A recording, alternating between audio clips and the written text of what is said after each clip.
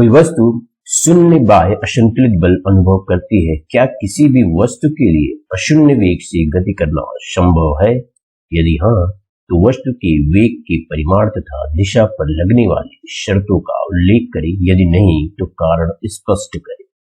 हाँ, कोई वस्तु अशून्य वेग से चल सकती है यदि उस पर लगा बाह्य असंतुलित बल शून्य हो। इस स्थिति में वस्तु एक समान परिमाण के वेग से चलेगी तथा उसकी दिशा एक सरल रेखी है, अर्थात वस्तु एक समान वेग से एक सरल रेखा में चलती रहेगी जब तक उस पर संतुलित बल कार्य करते रहेंगे। जब किसी छड़ी से एक दरी कारपेट को पीटा जाता है तो धूल के कण बाहर आ जाते हैं। स्पष्ट करें। जब दरी कारपेट को डंडे से पीटा जाता है तो दरी कारपेट के कण गति की अवस्था में आ जाते हैं, परंतु धूल के कण अपने जड़त्व के कारण स्थिर अवस्था में रहने का प्रयत्न करते हैं, जिसके कारण धूल के कण दरी से अलग हो जाते हैं। बस की छत पर रखे सामान को रस्सी से क्यों बांधा जाता है? बस की छत पर रखा सामान बस के अचानक चलने या रुकने, बस की दिशा के बदलने या फिर असमतल सड़क पर गति करने की दशा में जड़त्व के कारण आगे पीछे खिसक कर या झटके से नीचे गिर सकता है। इसलिए बस की छत पर सामान को बांधने की सलाह दी जाती है। किसी बल्लेबाज द्वारा क्रिकेट की गेंद को मारने पर गेंद जमीन पर लुढ़कती है और कुछ दूर चलने के पश्चात गेंद रुक जाती है, और गेंद रुकने के लिए धीमी होती है क्योंकि बल्लेबाज ने गेंद को पर्याप्त प्रयास से हिट नहीं किया है। तो ये कथन इसको जस्टिफाई नहीं करती, मतलब ये कथन सत्य नहीं है। ये स्टेटमेंट इसके लिए सत्य, क्योंकि आप गेंद को चाहे सही से हिट करो या इनपरफेक्टली हिट करें, मतलब कि सही से हिट ना हो, दोनों ही स्थितियों में गेंद रुकेगी एक वक्त के बाद धीमी होकर। तो ये कथन इसके लिए सत्य नहीं।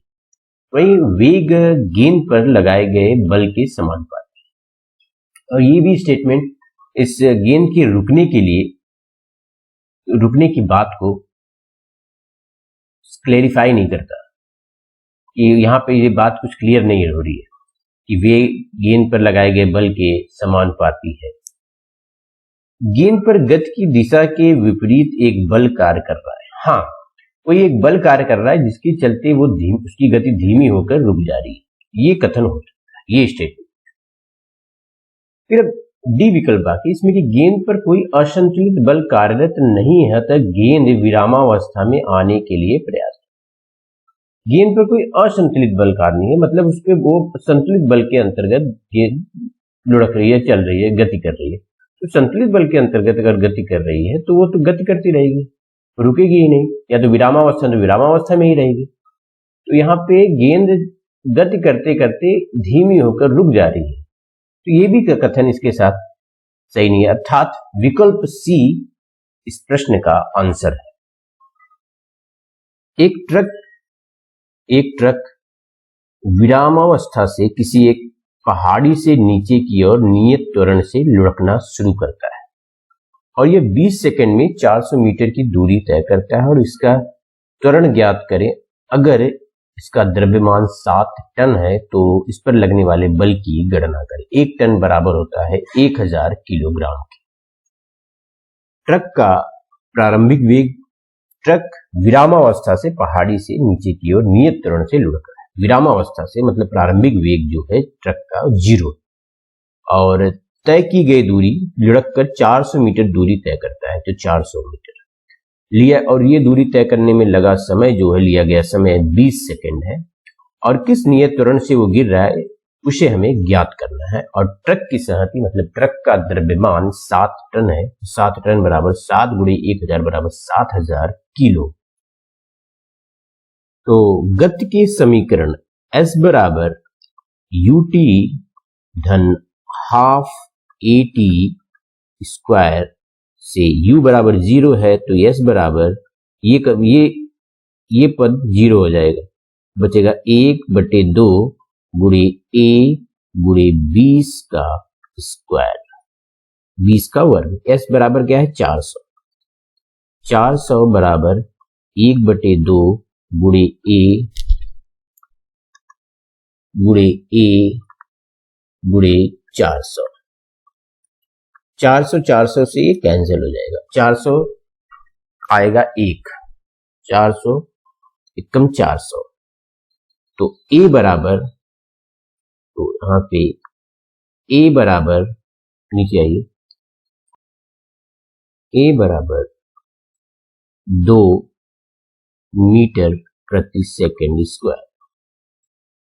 ये त्वरण, तो यहां से आपको त्वरण प्राप्त हुआ, मतलब इस त्वरण, नियत त्वरण के साथ ट्रक ऊपर से नीचे गिर रही है, तो उस पर लगाया गया बल जो है, बल F,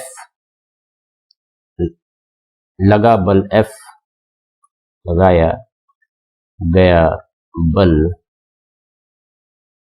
F बराबर न्यूटन के गति के दूसरे नियम से F बराबर m गुणे ए, m गुणे ए। यहां पर m उस ट्रक का द्रव्यमान 7000 किलो और त्वरण 2 मीटर प्रति सेकंड स्क्वायर। तो 14000 न्यूटन बल लगेगा, या फिर कहें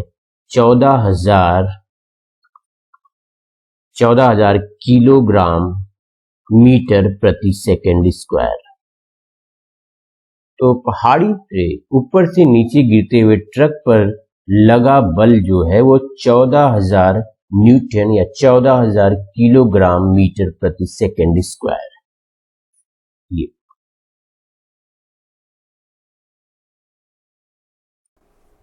1 किलोग्राम द्रव्यमान के एक पत्थर को 20 मीटर प्रति सेकंड के वेग से झील की जमी हुई सतह पर फेंका जाता है और पत्थर 50 मीटर की दूरी तय करने के बाद रुक जाता है। पत्थर और बर्फ के बीच लगने वाले घर्षण बल की गणना करें। पत्थर का द्रव्यमान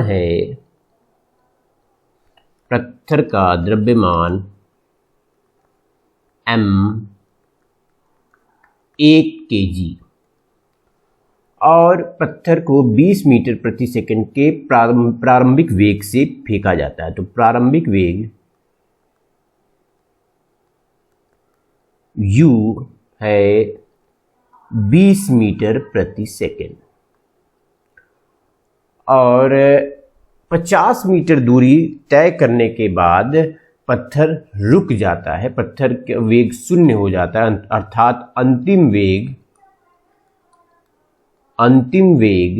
v बराबर 0 और 50 मीटर दूरी तय करता है, तो दूरी बराबर 50 मीटर। तो यहाँ पे अंतिम वेग है, प्रारंभिक वेग है, दूरी है, आपको क्या ज्ञात करना है? त्वरण। जिस त्वरण से वह पत्थर रुका, मतलब कि वेग परिवर्तन हो रहा है, वेग धीरे समय के साथ कम होता जा रहा है क्योंकि पत्थर की गति धीमी होती जा रही है। तो किस त्वरण से? तो गति के तीसरे समीकरण से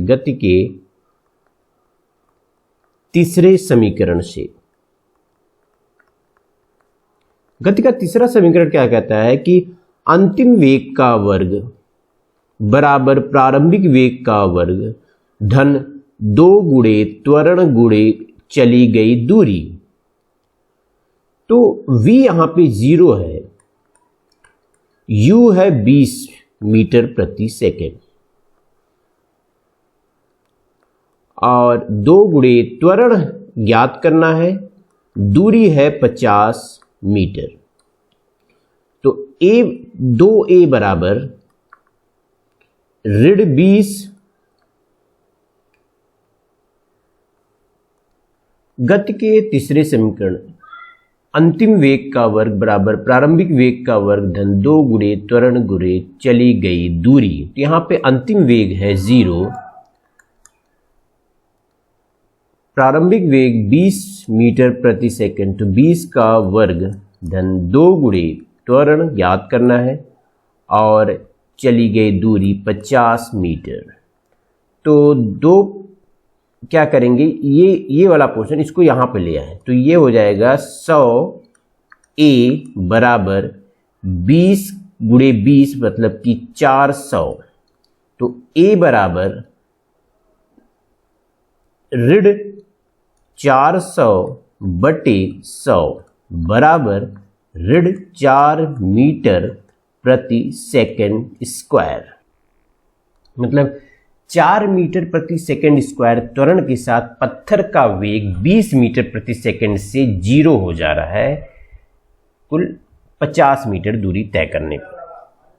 तो यहाँ पे 1 किलोग्राम पत्थर को फेंकने पर बर्फ पे तो 50 मीटर दूरी चलने के बाद रुक जाता है। तो बर्फ पर फेंकते हैं तो 20 मीटर प्रति सेकंड के वेग से, स्पीड से, तो कुछ 50 मीटर दूरी चलने के बाद वह रुक जाता है। तो इसके बीच, पत्थर और बर्फ के बीच एक घर्षण बल के नाते वो पत्थर 50 मीटर दूरी चलने के बाद रुक जाता है। तो वो घर्षण बल कितना है जो उस पत्थर को 20 मीटर प्रति सेकंड की वेग से 0 पर लाकर रख दिया, मतलब उसको विराम अवस्था में 20 मीटर प्रति सेकंड से विराम अवस्था में लाकर रख दिया। तो वह बल F बराबर ma के बराबर होगा, जहां पर m उस पत्थर का द्रव्यमान और a त्वरण है जिस वेग परिवर्तन के साथ वह पत्थर 20 मीटर प्रति सेकंड के साथ 0 मीटर प्रति सेकंड पहुंच गया। तो F बराबर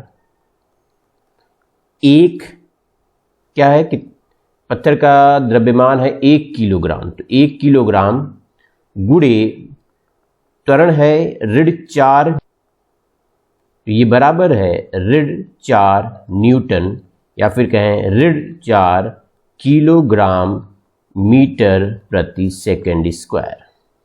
यह बर्फ और पत्थर के बीच लगा घर्षण बल है। अब ये देखिए, ये त्वरण यहाँ पे ऋणात्मक है, ऋण चिन्ह के साथ है, और घर्षण बल भी ऋण चिन्ह। घर्षण बल जो है वो बल के विपरीत दिशा में है, मतलब जिस बल से पत्थर आगे की तरफ मूव कर रहा था उस बर्फ पर, उसके विपरीत दिशा में ये घर्षण बल काम कर रहा है। इसके नाते इसका साइन ऋणात्मक है। और वहीं त्वरण जो वेग परिवर्तन था, त्वरण क्या कर, वेग परिवर्तन में जो पत्थर का वेग था वह अधिक से कम हो रहा था, मतलब पत्थर का वेग समय के साथ कम हो रहा था, पत्थर धीमा हो रहा था, और धीमा होते होते 50 मीटर दूरी चलने के बाद वो रुक गया। तो ये त्वरण इसलिए ऋणात्मक है। तो पत्थर और बर्फ के बीच लगा घर्षण बल, जिसके चलते पत्थर 50 मीटर दूरी चलने के बाद रुक गया, वह है ऋण 4 न्यूटन या ऋण 4 किलोग्राम मीटर प्रति सेकंड स्क्वायर। ऋणात्मक चिन्ह यह दर्शाता है कि घर्षण बल पत्थर के वेग के विपरीत दिशा में है। एक 8000 किलोग्राम द्रव्यमान का रेल इंजन प्रति 2000 किलोग्राम वाली 5 डिब्बों को सीधी पटरी पर खींचता है। यदि 40,000 न्यूटन का बल आरोपित करता है, तो यदि पटरी 5000 न्यूटन का घर्षण बल लगाती है, तो ज्ञात करें नेट त्वरण बल तथा रेल का त्वरण। यहाँ पे इंजन द्वारा 40,000 न्यूटन का बल उन डब्बों पर लगाया जा रहा है, और डब्बों में पटरी के माध्यम से पटरी के द्वारा 5000 न्यूटन का घर्षण बल लग रहा है। तो ये इंजन द्वारा जो बल लगाया जा रहा है उसकी दिशा और घर्षण बल की दिशा दोनों की विपरीत है। अतः जो डिब्बों पर जो नेट बल लग रहा है वह त्वरक बल है, परिणामी बल त्वरक बल है, जो उसको डिब्बों को गति प्रदान कर रही है इंजन के बल की दिशा में। तो इंजन द्वारा लगाया गया बल, इंजन द्वारा लगाया गया बल ये बराबर है 40,000 न्यूटन, 40,000 न्यूटन। और डिब्बों द्वारा लगाया गया घर्षण बल, डिब्बे और उसकी पटरी के बीच जो घर्षण बल लग रहा है, डिब्बों द्वारा लगाया गया घर्षण बल 5000 न्यूटन। तो नेट त्वरक बल इंजन द्वारा लगाया गया त्वरक बल, इंजन द्वारा लगाया गया त्वरक बल, तो हमें ज्ञात क्या करना है, नेट त्वरण बल। तो इंजन द्वारा लगाया गया त्वरक बल, यही त्वरण बल, यह है इंजन द्वारा लगाया गया डिब्बों पर बल 40,000 न्यूटन, और डिब्बों द्वारा लगाया गया घर्षण बल, डिब्बों के द्वारा लगाया गया घर्षण बल वो 5,000। तो 40,000 में से 5,000 घटा देंगे तो नेट त्वरक बल होगा 35,000 न्यूटन। यह है इस प्रश्न का भाग ए। अब भाग बी को हल करें। यहां से हमें क्या पता चला कि ये 5 डिब्बे हैं रेल के, ये 35,000 न्यूटन बल के साथ के त्वरक बल के साथ, त्वरण बल के साथ आगे चल रही है, गति कर रही है। और इन 35,000 न्यूटन बल जब त्वरक गति कर रही है तो उसके उन डिब्बों में वेग परिवर्तन की दर क्या है, मतलब कि त्वरण क्या है, रेल का त्वरण हमको निकालना है।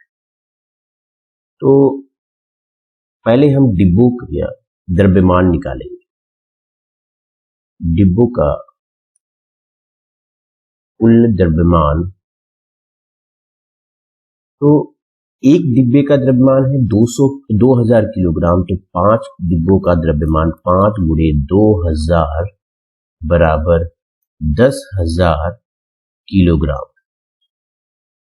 तो 10,000 किलोग्राम के डिब्बों पर कुल 35,000 न्यूटन का बल लग रहा है। तो उसमें उत्पन्न, इस बल के कारण उसमें उत्पन्न त्वरण जो है, रेल का त्वरण ए बराबर, क्योंकि एफ बराबर एम गुणे ए, न्यूटन के दूसरे नियम के अनुसार, न्यूटन की गति के दूसरे नियम के अनुसार एफ बराबर एम गुणे ए, तो ए बराबर एफ बटे एम। यहां पे एफ क्या है, 35,000 न्यूटन का बल उन डिब्बों पर लग रहा है, नेट बल, त्वरक बल, जिससे वो गति कर रही है। तो 35,000 न्यूटन बटे एम 10,000, तो 0,0,0 इससे कैंसिल हो जाएगा, तो ये होगा 3.5 मीटर प्रति सेकंड स्क्वायर। यह रेल का त्वरण है। इस पर नेट त्वरक बल 35,000 न्यूटन लग रहा है और कुल डिब्बों का द्रव्यमान है 10,000 किलोग्राम, और उसमें उत्पन्न त्वरण 3.5 मीटर प्रति सेकंड स्क्वायर। एक गाड़ी का द्रव्यमान 1500 किलोग्राम है। यदि गाड़ी को 1.7 मीटर प्रति सेकंड स्क्वायर के ऋणात्मक त्वरण अवमंदन के साथ विरामावस्था में लाना है तो गाड़ी तथा सड़क के बीच लगने वाला बल कितना होगा।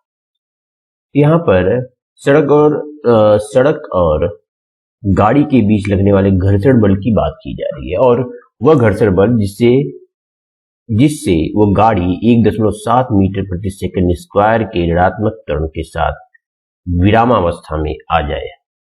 तो इसके लिए जैसे पहले गाड़ी का द्रव्यमान हमें पता है, गाड़ी का द्रव्यमान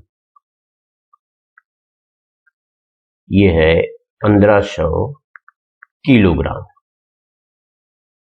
और गाड़ी में त्वरण जिसके साथ वो उसे विरामावस्था में लाना है बराबर है ऋण इसलिए क्योंकि ये अवमंदन है, मतलब कि समय के साथ वेग में कमी आ रही है, मतलब कि एक स्थिति के बाद वह जो गाड़ी है वो विरामावस्था में चली जाएगी इस ऋणात्मक त्वरण के साथ। तो ऋण 1.7 मीटर प्रति सेकंड स्क्वायर वह के त्वरण के साथ वो विरामावस्था में आती है। तो उस पर, इस स्थिति में उस पर लगने वाला जो घर्षण बल है F, लगने वाला घर्षण बल, या तो गाड़ी और सड़क के बीच जो बल है, कहें गाड़ी और सड़क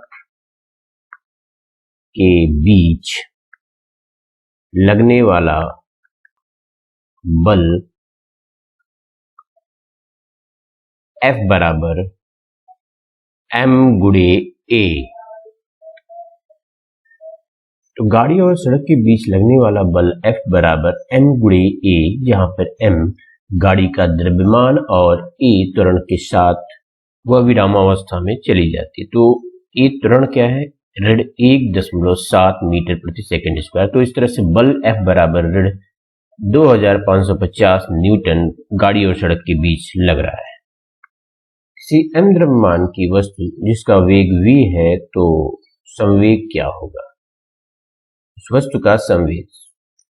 तो वस्तु का संवेग वेग की दिशा में होगा, और जो कि उस वस्तु के द्रव्यमान और उसके वेग के गुणनफल के बराबर होगा। मतलब mp बराबर m गुणे v, और एक p एक सदिश राशि है जो कि वेग की दिशा में इसकी दिशा होती है संवेग की। संवेग एक सदिश राशि है और ये बराबर होता है वस्तु के द्रव्यमान और उसके वेग के गुणनफल के। तो P बराबर m गुणे v, डी विकल्प सही है। हम एक लकड़ी के बक्से पर 200 न्यूटन का बल लगाकर उसे नियत वेग से फर्श पर धकेलते हैं, तो बक्से पर लगने वाला घर्षण बल क्या होगा। तो क्षैतिज दिशा में देख रहे हैं, बक्से पर लगने वाला बल 200 न्यूटन है और फर्श पर वो बक्सा नियत वेग से गति कर रही है, अर्थात उसमें कोई वेग परिवर्तन नहीं हो रहा है। तो वेग परिवर्तन की दर नहीं है तो त्वरण नहीं है, तो त्वरण नहीं है तो उस पर जो नेट त्वरक बल है वो 0 है। अर्थात इस क्षैतिज बक्से पर लगने वाला, क्षैतिज दिशा में लगने वाला जो बल 200 न्यूटन, उसकी विपरीत एक और बल कार्य कर रहा है जो घर्षण बल है। यह घर्षण बल यहाँ पर इस क्षैतिज दिशा में बक्से पर लगने वाले बल के परिमाण के बराबर लेकिन विपरीत दिशा में, अर्थात इसे घर्षण बल बक्से पर क्षैतिज दिशा में लगाए गए बल के बराबर और विपरीत दिशा में होगा। अतः घर्षण बल बराबर ऋण 200 न्यूटन, और ऋण चिन्ह यदि दर्शाता है कि घर्षण बल की दिशा उस बक्से पर लगाए गए बल के विपरीत है। दो वस्तुएं प्रत्येक का द्रव्यमान 1.5 किलोग्राम है, एक ही सीधी रेखा में एक दूसरे के विपरीत दिशा में गति कर रहे हैं और टकराने के पहले प्रत्येक का वेग 2.5 मीटर प्रति सेकंड है। तो टकराने के बाद यदि दोनों एक दूसरे से जुड़ जाती है तब उनका सम्मिलित वेग क्या होगा। तो दोनों, पहले वस्तु का द्रव्यमान m1 1.5 kg और दूसरे वस्तु का द्रव्यमान 1.5 kg है। तो टकराने के पहले वस्तु का जो वेग है दोनों का 2.5 मीटर प्रति सेकंड है। तो u1 बराबर 2.5 मीटर सेकंड और u2 बराबर ऋण 2.5 मीटर प्रति सेकंड। वो इसलिए क्योंकि दोनों ही वस्तुएं एक दूसरे की विपरीत दिशा में गति कर रही हैं। तो अगर u1 आपका 2.5 होगा तो u2 ऑटोमेटिकली ऋण 2.5 सेंटीमीटर होगा। तो आप अगर दोनों वस्तुओं में से किसी को भी एक को ऋणात्मक वेग से साथ इसमें रखना होगा। अतः टकराने से पहले दोनों वस्तुओं का संवेग m1 u1 धन m2 u2 बराबर 1.5 गुणे 2.5 धन 1.5 ऋण 2.5 0 है। टकराने से पहले दोनों वस्तुओं का संवेग।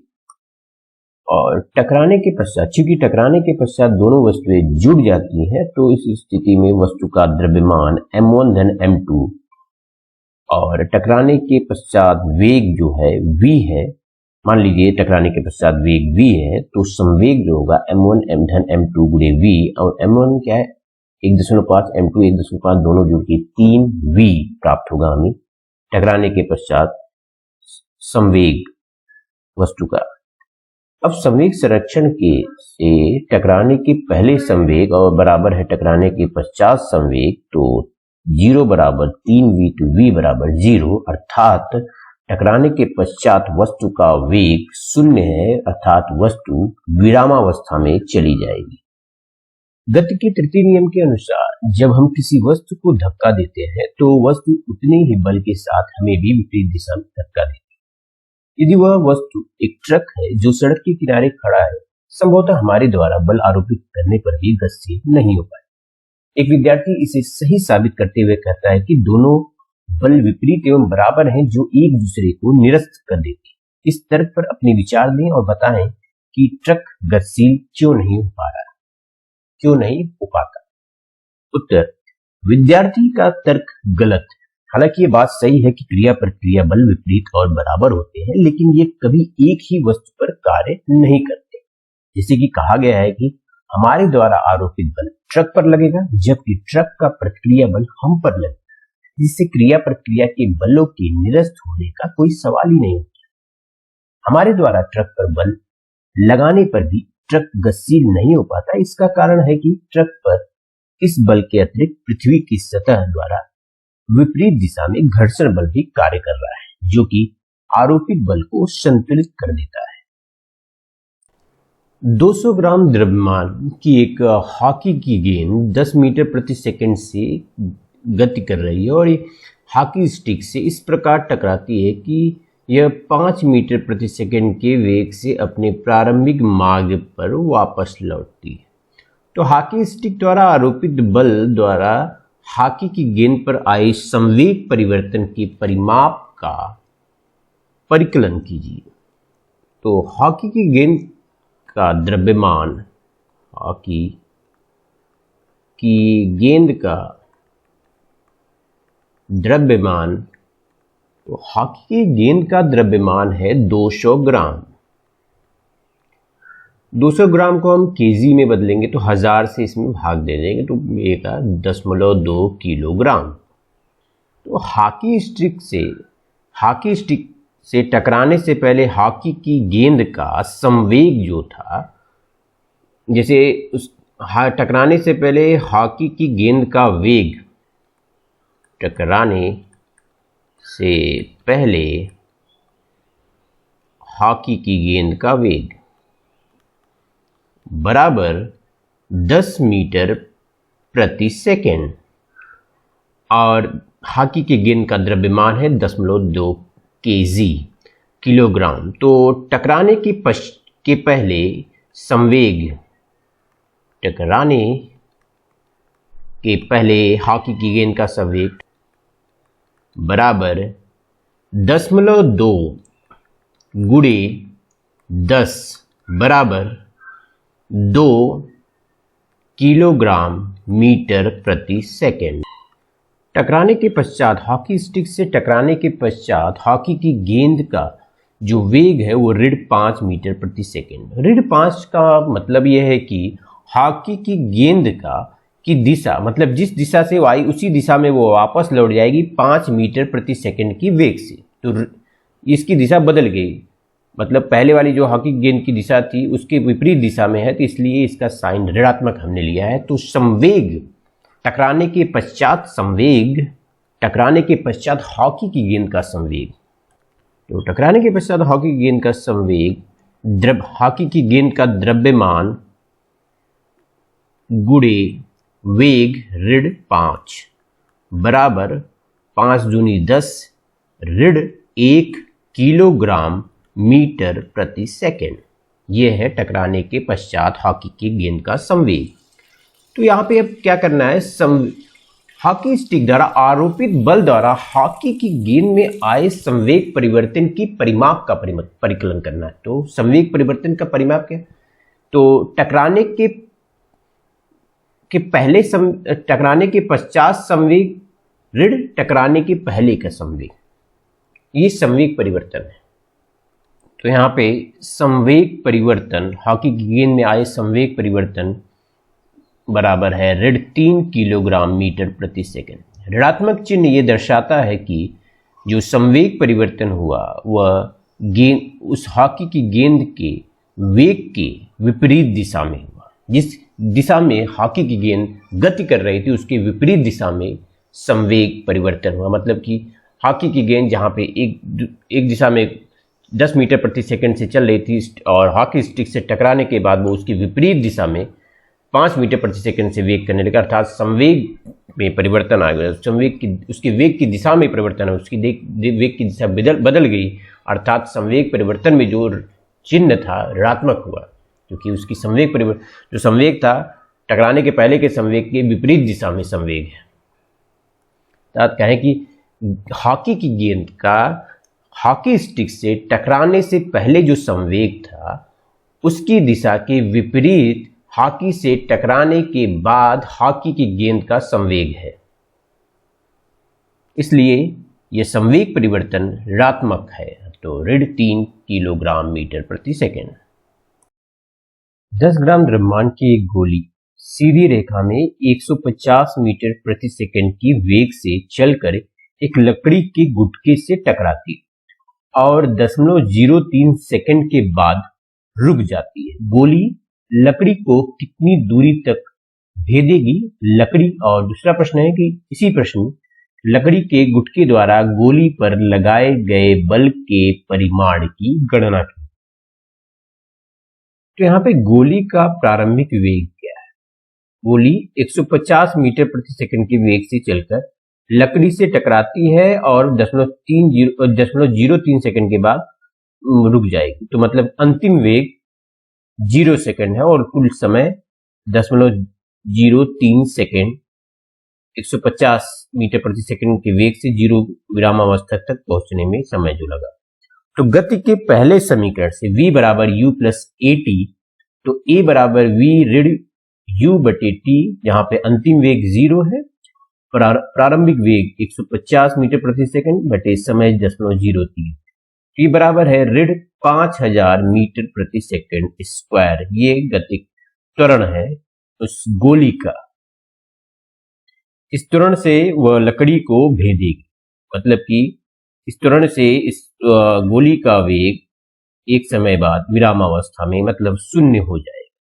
इसीलिए क्योंकि वेग कम हो रही है समय दर समय, इसलिए त्वरण जो है ऋणात्मक आया है, जो कि ऋण 5000 मीटर प्रति सेकंड स्क्वायर है।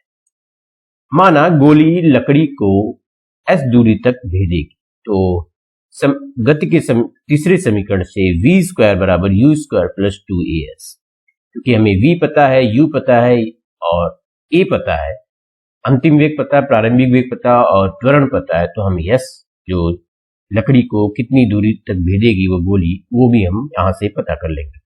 तो v बराबर 0, u बराबर 150, तो 0 का स्क्वायर 150 बराबर 150 का स्क्वायर धन 2 गुणे त्वरण ऋण 5000 गुणे s दूरी।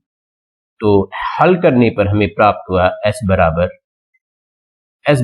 2.25 मीटर, मतलब कि दूरी व गोली लकड़ी को 2.25 मीटर दूरी तक भेदेगी। ये इसी प्रश्न के एक भाग का जवाब हमको मिला कि गोली लकड़ी को 2.25 मीटर तक दूरी तक भेदेगी।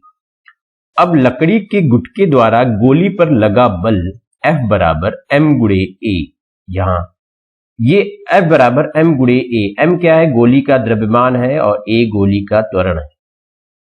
इस त्वरण से गोली उसमें उस लकड़ी गुटके को भेद रही है। तो ये लकड़ी के लिए कैसे हुआ? क्योंकि लकड़ी पर गोली वार करेगी तो क्रिया प्रतिक्रिया के नियम से लकड़ी भी गोली पर उतना ही बल लगाएगी जितना गोली लकड़ी पर लगाएगी। तो गोली लकड़ी पर जो बल लगाएगी F बराबर ma। तो लकड़ी के गुटके द्वारा गोली पर लगा बल F बराबर m गुणे a, तो m है 0.01 गुणे a, त्वरण है ऋण 5000 मीटर प्रति सेकंड स्क्वायर। तो हल करने पर ऋण 50 न्यूटन। यह है लकड़ी के गुटके द्वारा गोली पर लगा बल। ये इसलिए ऋणात्मक है क्योंकि यह गोली के गति के विपरीत दिशा में यह बल कार्यरत है, तो इसलिए इस बल को हमने ऋणात्मक प्राप्त किया है। ऋण 50 न्यूटन लकड़ी के गुटके द्वारा गोली पर लगा बल है। एक वस्तु जिसका द्रव्यमान 1 किलोग्राम है 10 मीटर प्रति सेकंड के वेग से एक सीधी रेखा में चलते हुए विरामावस्था में रखे 5 किलोग्राम द्रव्यमान की एक लकड़ी के गुटके से टकराती है, तो उसके बाद दोनों साथ साथ उसी रेखा में गति करते हैं। संघट्ट के पहले तथा बाद के कुल संवेगों की गणना करें और आपस में जुड़े हुए संयोजन के वेग की भी गणना करें। तो पहले हम देखेंगे इस प्रश्न में हमको दिया क्या है कि पहला है कि उस वस्तु का द्रव्यमान बराबर से मान लीजिए m1 m1 बराबर 1 kg और 5 किलोग्राम के लकड़ी के गुटके से टकराती है। लकड़ी के गुटके का द्रव्यमान, लकड़ी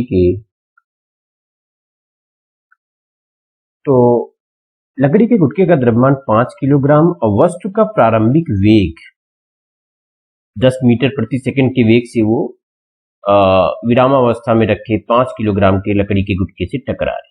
तो वस्तु का प्रारंभिक वेग u1 10 मीटर प्रति सेकंड है, लेकिन गुटके का प्रारंभिक वेग विरामावस्था में तो u2 बराबर 0।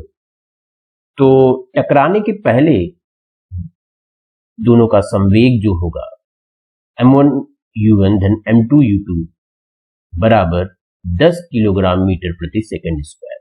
हल करने पर हमें ये प्राप्त। तो टकराने के पहले था, तो संवेग संरक्षण के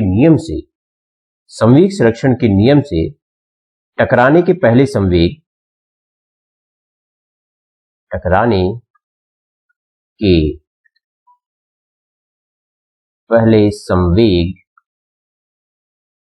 बराबर टकराने के बाद संवेग, लकड़ी उस वस्तु और लकड़ी के गुटके के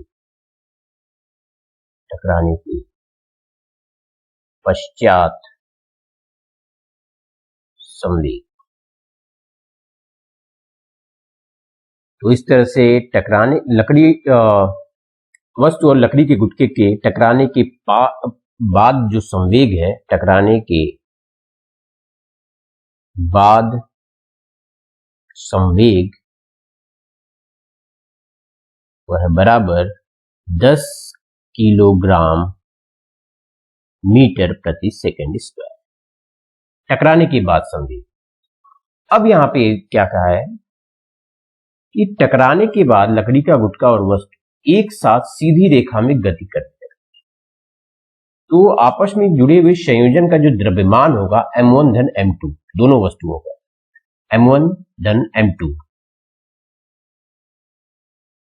तो आपस में जुड़े संयोजन के बाद पिंडों का कुल द्रव्यमान हुआ m1 धन m2, वस्तु का द्रव्यमान धन लकड़ी के गुटके का द्रव्यमान 1 धन 5 बराबर 6 किलोग्राम।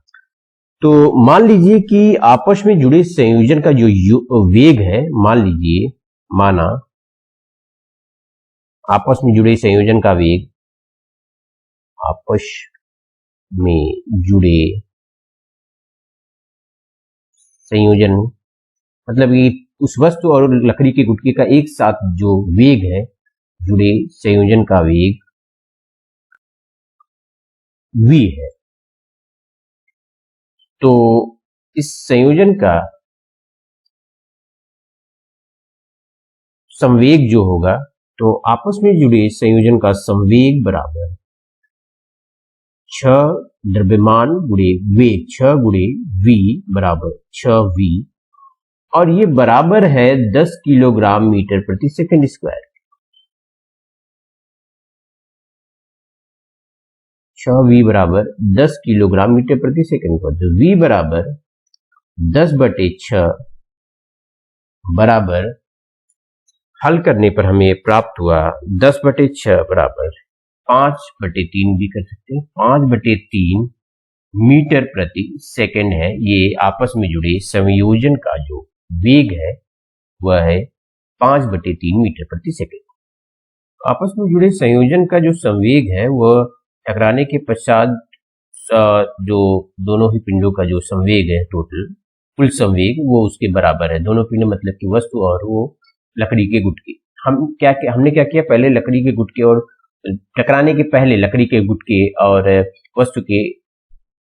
वस्तु का संवेग निकाला। तो टकराने के पहले का संवेग था जो कि 10 किलोग्राम मीटर प्रति सेकंड स्क्वायर।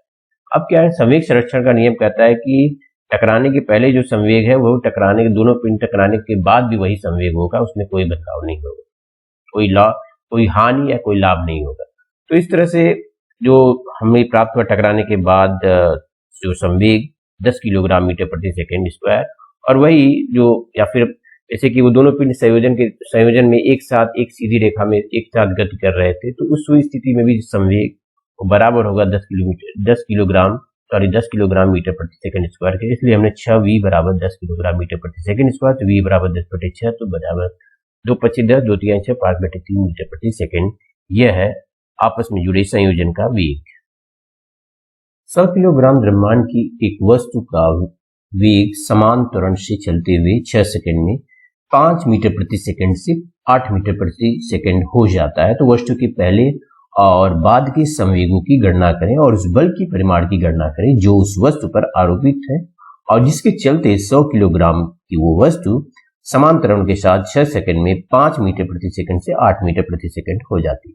तो हम देखेंगे यहाँ पे हमको दिया क्या क्या गया है। तो वस्तु का द्रव्यमान दिया है जो कि 100 किलोग्राम है और वस्तु की प्रारंभिक वेग 5 मीटर प्रति सेकंड और अंतिम वेग क्योंकि 6 सेकंड में वो वेग 5 मीटर प्रति सेकंड से 8 मीटर प्रति सेकंड हो जा रहा है, तो अंतिम वेग 8 मीटर प्रति सेकंड और 5 मीटर प्रति सेकंड से 8 मीटर प्रति सेकंड होने में जो समय लगा वो है 6 सेकंड।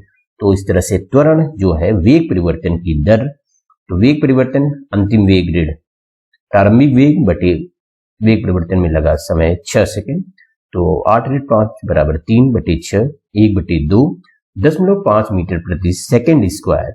यह है वस्तु का त्वरण, जिस त्वरण से उसका वेग 6 सेकंड में 5 मीटर प्रति सेकंड से 8 मीटर प्रति सेकंड हो गए। अब यहाँ पे प्रारंभिक वेग और प्रारंभिक संवेग और अंतिम संवेग की गणना करनी है। तो प्रारंभिक संवेग जब वस्तु का वेग प्रारंभिक वेग 5 मीटर प्रति सेकंड था, तो उस स्थिति में वस्तु का कुल संवेग जो होगा, वस्तु का संवेग वस्तु का द्रव्यमान गुणे वेग प्रारंभिक वेग वो है 5, तो 100 गुणे 5 बराबर 500 किलोग्राम मीटर प्रति सेकंड है प्रारंभिक संवेग। इस तरह से अंतिम वेग पर जिस समय उसकी वस्तु की वेग जो वस्तु का वेग था 8 मीटर प्रति सेकंड था, तो उस समय वस्तु का संवेग वस्तु का द्रव्यमान गुणे वेग, तो m गुणे v 100 किलोग्राम द्रव्यमान है और 8 मीटर प्रति सेकंड वेग है, तो इस तरह से 800 किलोग्राम मीटर प्रति सेकंड है अंतिम संवेग। इस तरह से हमने संवेग की गणना की पहले और बाद के संवेग की। अब हमको ज्ञात करना है उस वस्तु पर लगा बल का परिमाण। तो वस्तु पर लगा बल F बराबर वस्तु का द्रव्यमान गुणे उसमें वस्तु में उत्पन्न त्वरण। तो उत्पन्न त्वरण है 0.5 मीटर प्रति सेकंड स्क्वायर। वस्तु का द्रव्यमान है 100 किलोग्राम, तो 100 गुणे 0.5 बराबर 50 न्यूटन का बल वस्तु पर लग रहा है। तो 50 न्यूटन का बल उस वस्तु पर लग रहा है। अख्तर, किरण और राहुल किसी राजमार्ग पर बहुत तीव्र गति से चलती हुई कार में सवार। अचानक उड़ता हुआ कोई कीड़ा गाड़ी के सामने के शीशे से आ टकराया और वह शीशे से चिपक गया। अख्तर और किरण इस स्थिति पर विवाद करते हैं। किरण का मानना है कि कीड़े की संवेग परिवर्तन का परिमाण कार के संवेग परिवर्तन के परिमाण की अपेक्षा बहुत अधिक है, क्योंकि कीड़े के वेग में परिवर्तन का मान कार के वेग में परिवर्तन के मान से बहुत अधिक है। अख्तर ने कहा कि चूंकि कार का वेग बहुत अधिक है, अतः कार ने कीड़े पर बहुत अधिक बल लगाया, जिसके कारण कीड़े की मौत हो गई। राहुल ने एक नया तर्क देते हुए कहा कि कार तथा कीड़ा दोनों पर समान बल लगा और दोनों की संवेग में बराबर परिवर्तन हुआ। इन विचारों पर अपनी प्रतिक्रिया दे।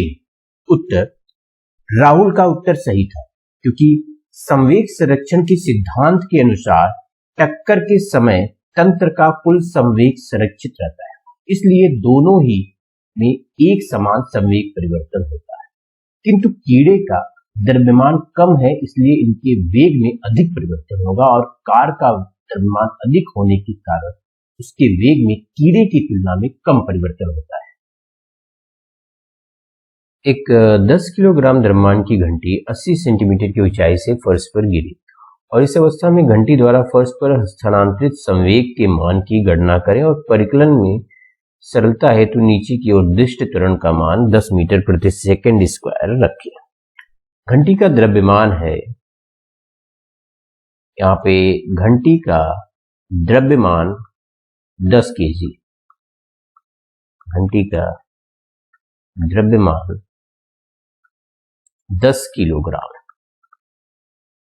और यह 80 सेंटीमीटर की ऊंचाई से फर्श पर गिर रही है। तो प्रारंभिक ऊंचाई जो है उसको हम ले लें S बराबर 80 सेंटीमीटर, तो इसको हम मीटर में 100 से भाग दे देंगे तो 0.8 सेंटीमीटर में, तो 0.8 मीटर में हो जाएगा। 100 से भाग देने पर। और घंटी का त्वरण